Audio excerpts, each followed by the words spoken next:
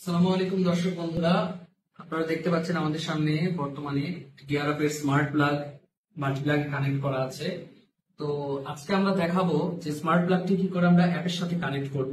সেই জন্য আমাদের প্লাগটি মাল্টিপ্লাগে কানেক্ট করার পর যখন পাওয়ার আসবে এরপর আমরা কিছুক্ষণ প্রেস করে ধরে রাখবো যাতে পেয়ারিং মোডে চলে যায়। তো দেখতে পাচ্ছেন এই মুহূর্তে কিন্তু সে পেয়ারিং মোডে আছে।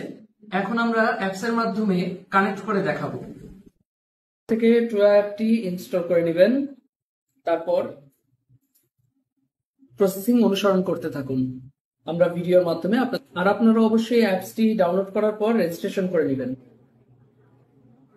আপনারা ডিভাইসটি কিভাবে কানেক্ট করবেন সেই জন্য একেবারে ডান পাশে দেখতে পাচ্ছেন প্লাস চিহ্ন, সেখানে ক্লিক করার পর অ্যাড ডিভাইস এই অপশনটি ক্লিক করার পরে আপনারা দেখতে পাচ্ছেন লোকেশন, ব্লুটুথ সবকিছু পারমিশন দিয়ে দিবেন। তারপরে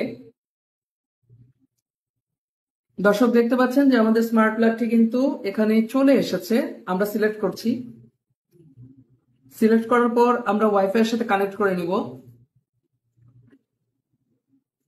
তো দর্শক দেখতে পাচ্ছেন অলরেডি কিন্তু আমাদের কানেকশনটি হচ্ছে, প্রসেসিং এ আছে।